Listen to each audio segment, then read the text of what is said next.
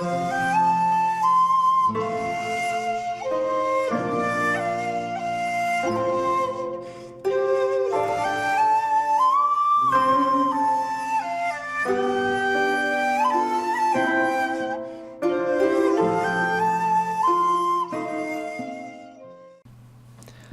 there, this is Solid Children from Solid Children Films, and welcome to another collection video. As you may have guessed, this is a Scream/Shout Factory collection. I recently bought a bunch of these titles from eBay. It was kind of a group lot, so I think there's some stingers in there. But I will watch them and let you know if there's something amazing. There's certainly some releases from like 2010 onwards. Yes, modern films, can you believe it? Which I don't have very high hopes for. But it was really to get some other editions. Scream Factory is an American company, so most of the discs are region A, and they kind of do really nice extras and commentaries. You'll find that Arrow kind of shares some of the extras with Scream Factory, and so some of these titles I already have on different labels, but it was to get essentially some extras or just to have another edition. In the case of The Thing, which I now have 5 editions of. At some point I will be doing a video about The Thing about The Thing. So I'm just going to go through alphabetically. You can shout out which ones are going to be dreadful. I can probably guess which ones are going to be dreadful, but never mind. So the first one is The Abandoned with Jason Patric, which is a modern film, so it's already got that going against it. The next one is one that I do know of, and it's fantastic in its own little way. Larry Cohen's The Ambulance with Eric Roberts and James Earl Jones. I mean, anything with James Earl Jones in it is worth watching. And this is, strangely enough, about an ambulance that takes people away and they sell organs and stuff. It's a great wee Larry Cohen film. It really deserves a bit more exposure, I think, because it's a lovely wee film. The next one is The Amityville Horror. Even though the way the artwork is, you would think the film was actually called For God's Sake Get Out, which is actually a good title for a horror film. I'm looking forward to watching this one because it's actually got a commentary by Dr. Hans Holzer, PhD in parapsychology. So that should be quite interesting. I'm looking forward to hearing his commentary. This is a classic that I already have, but this is the Scream Factory edition, Assault on Precinct 13, Carpenter's Western essentially. It's even got a couple of lines lifted straight from Once Upon a Time in the West. This is a perfect example of making a classic genre film without much of a budget. And it will probably be in my top 10 wonderful films that did not deserve a terrible remake, which is obviously a catchy title, but Assault on Precinct 10, Assault on Precinct 10, Assault on Precinct 13 will definitely be in there. Assault on Precinct 10 wasn't as good a film. This one is another modern one. It's Backcountry, about a couple who get attacked by a bear. My breath is bated for that one. The next one is actually quite a nice little modern film called The Battery. It's a really low budget zombie film, but it's actually an effective little low budget zombie film. The next one looks quite terrible. The Binding. Again, it's one of those modern films. Yeah, I'll let you know if it's amazing. This is a slasher from the early 80s, The Burning, with a slipcover.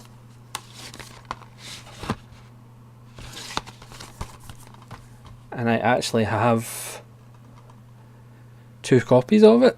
This one without the slipcover came. So if anybody wants a copy of The Burning, just let me know and you can have it for free.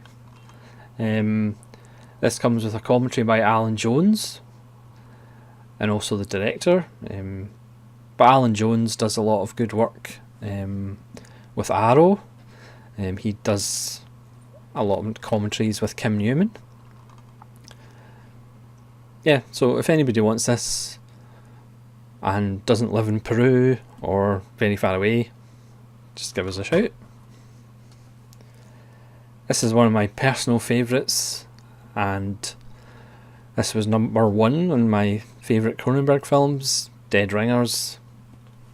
This is a 2-disc. This was one of the first Shout Scream Factory editions that I got. And of course, literally weeks after I bought this, there was a Region B release. But the Region B release doesn't have the extras that this has. This has a commentary by a Cronenberg expert who wrote a book on Cronenberg, and a really fascinating commentary by Jeremy Irons. I highly recommend checking that commentary out. The next is a modern film, The Dead Room. The next, it's another John Carpenter classic that I already have on another edition, but this is Escape from New York. And again, this has 2 discs and a ton of extras, so looking forward to digging into that one.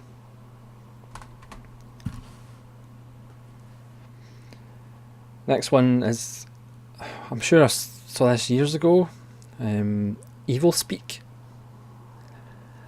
about a loser who gets his revenge by taking out his demonic keyboard. The next one is a personal favourite.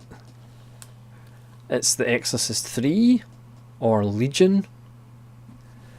And again, this has 2 discs. It's got the original theatrical cut, which they ruined by tacking on an Exorcist ending, and the director's cut, which is the closest to William Peter Blatty's vision.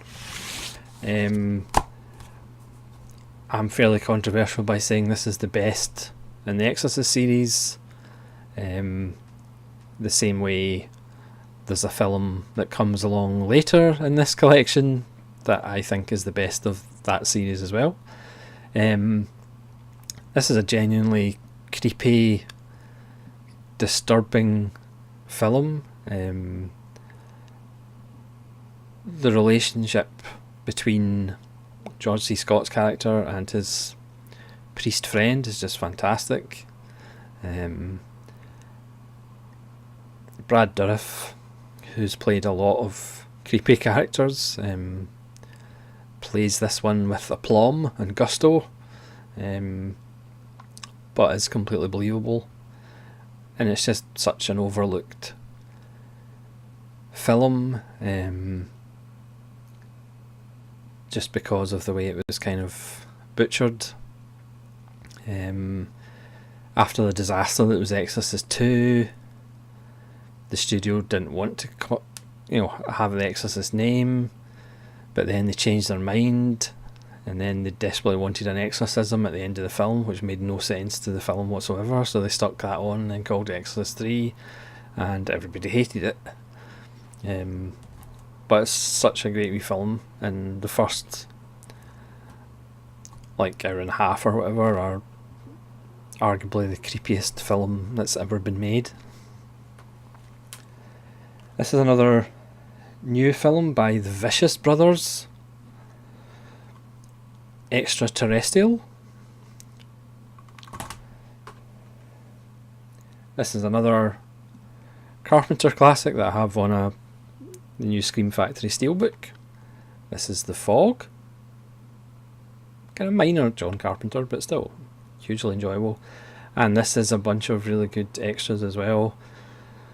Commentary with Carpenter and Hill. It's also got a commentary with Adrian Barbrow, Tom Atkins and Tommy Lee Wallace. And an interview with Jamie Lee Curtis. Yeah, I mean minor Carpenter, but still majorly entertaining, certainly compared to modern films. Next one is Tobe Hooper's The Funhouse, which is fun. The next one, it's the other number 3 that's the best in the series, controversially.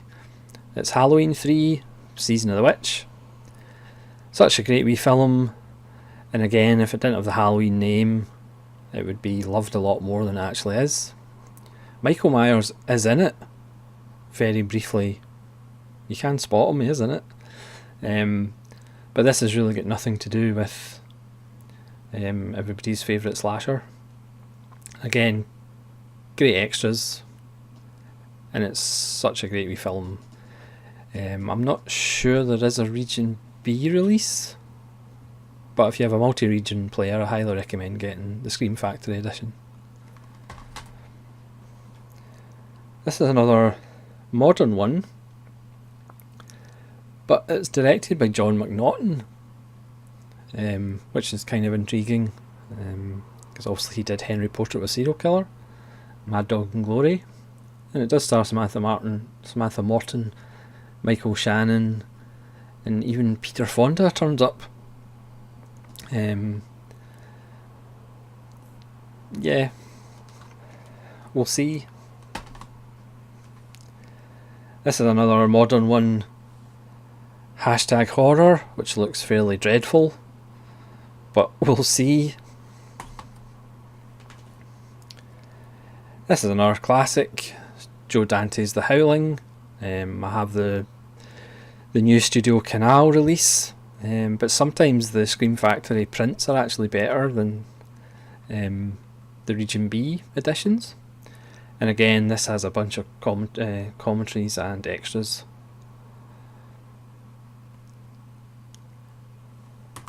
I only have this and the sequel. I don't have the other 5 sequels. This is The Incredible Melting Man, which I have also on Arrow, which is a lovely little film, especially for the time. The makeup effects are quite literally moving. Again, this is another John Carpenter, and this is arguably his most underrated or kind of forgotten about, and it's In the Mouth of Madness. This comes with a slipcover, and this is overtly Lovecraftian. And again, the special features in this are really good. Again, another Carpenter commentary. There's one with the producer, and then another one with the cinematographer. It's a really good film that deserves a kind of a second and third watch, because it's all about reality bending and whether you're seeing what's real and what's not real. And it's another wonderful Carpenter apocalyptic ending, not to spoil it. And it does have some gorgeous artwork by Scream Factory. Yeah, it's probably his most kind of underrated and kind of forgotten one, as far as I know. But it's well worth checking out. And this is a good, fun little film, Lake Placid. Not to be confused with its 4 sequels. This is the original and best. which has great performances, lovely little extras. It's only, I think it's under 80 minutes, but it's a perfect example of a creature feature that works, because it doesn't show the creature that much, and even when it does, it's done really well, because they kind of tried to be as practical effects as possible. It's got great performances, and it's 80 minutes. I'm not even sure it is 80 minutes, but that's the length it needs to be. You know, there's nothing worse than a film that should be 80 minutes, but it's 120. This rattles along at a great pace, and it's highly enjoyable, and it's a fun little film.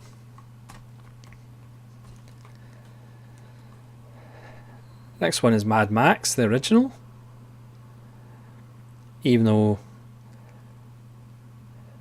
I've never really been a huge fan of Mad Max, I actually think Fury Road might be the best one. Sorry. And this is one of my personal favourites. It's Manhunter, glorious artwork. I already have this on another edition, but this is a 2-disc with 2 different versions. I wish somebody would release for me is the definitive version, which is the European video version. This has the theatrical version and the director's cut. I'm not going to get into my kind of dislike for Silence of the Lambs, which is partly because it is overrated and partly because Manhunter is underrated. So my kind of dislike for Silence of the Lambs may be unbalanced, but part of it is just because Manhunter is so fantastic. And it's good that maybe in the past 5-10 years more people have seen it, but certainly when I first saw it in video in the late 80s, because this is from 86, nobody knew about it, nobody had seen it, and so it is relatively a recent thing that people have actually seen it, because it's Michael Mann, and they've went, that's actually very good, but they still go, oh, it's not as good as Silence of the Lambs, and it's like, what are you talking about? It's better than Silence of the Lambs on every level, but that's a separate video. So this is 2 versions. There is an elusive third version that for me is the best version.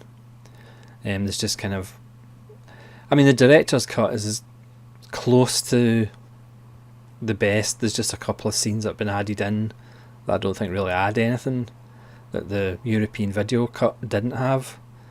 Yeah, it's a fantastic film. That's all I can say. It's a fantastic film, and I had it at number 1 in my Michael Mann favourite films. That's just my opinion, obviously. The next one, strangely enough, has Stephen Lang from Manhunter. It's The Monkey's Paw, which at least looks interesting for a modern film. This is the first Scream Shout Factory release I ever got. Nightbreed, the director's cut, by Clive Barker, which again was butchered by the studios, because this film suggests that the real monster is human beings. What a suggestion. So it was kind of butchered, but they have kind of restored it to the 120-minute director's cut, which still isn't exactly what Clive Barker wanted, but it's as close to it, and it does make it a better film. Plus, if anybody's a fan of David Cronenberg, you should check it out, because he plays a very different psychiatrist in the film, and just gives a really chilling performance. So if you're a Cronenberg fan, you should check it out, and also if you're a Clive Barker fan, you'll have it already, but that's a really nice release. Again, this is an Australian film, a modern film, The Pack. No idea what it's about, but we'll check it out. Next one is Phantasm 2. I thought Phantasm was okay, but this is actually 9 years later, which is quite a long time for horror sequels. So I'll check it out, see if it's any better than the first one. This one is a De Palma, Phantom of the Paradise, which I haven't seen for quite some time. Again, Nazarene Productions did a review of this, which I'll link in the description. And again, this is a 2-disc edition by Shout Factory. It's a commentary with Jessica Harper and other members of the cast. There's a making of, there's a new interviews with Brian De Palma. Yeah, again, it's been a while since I've seen it, but this is a good excuse to check it out again. Again, it's another Carpenter. You'd think I like John Carpenter or something. I just bought the Studio Canal edition. This is the Scream Factory edition of Prince of Darkness. Again, it was one of these misunderstood ones. People expecting another slasher would be disappointed. I mean, it is essentially The Thing set in an abandoned school with the devil instead of the Thing, instead of an alien. But it just doesn't work as well. It's okay. Watching it again, it's kind of better than I remember it. But it's still obviously not as good as Carpenter's best, but please disagree with me. The next one, which I might not keep, is Gus Van Sant's remake of Psycho, which I've never seen. But who knows, it might be better than the first one.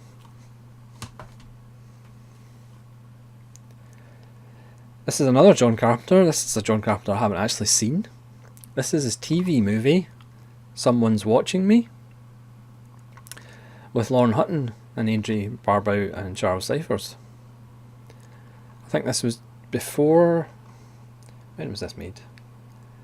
Was this before The Thing and The Fog? I think it was 79 maybe? So looking forward to seeing this. Again, let me know in the comments if you have seen any of these and what you think of them. The next one was made after Jaws and the effect Jaws had in the market. So this is 7 S's. Yep, and it looks exactly what you would think it would be. So can't wait to check that one out. As far as I know, it wasn't successful enough to do sequels. The next one is Stung, which I have seen without the volume on television, and it looked quite bad. But we'll see if the dialogue improves it.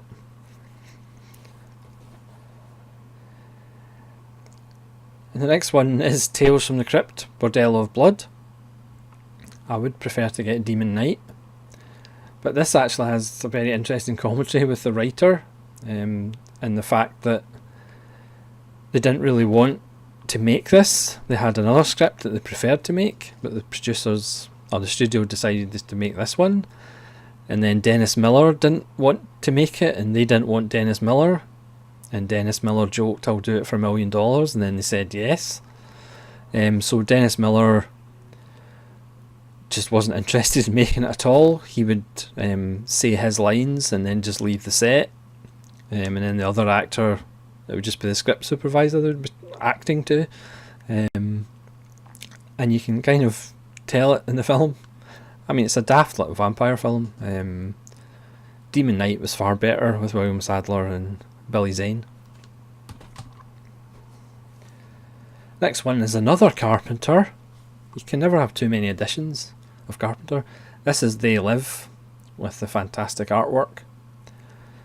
And again, this has got another commentary with John Carpenter and Roddy Piper, which is excellent, and an interview.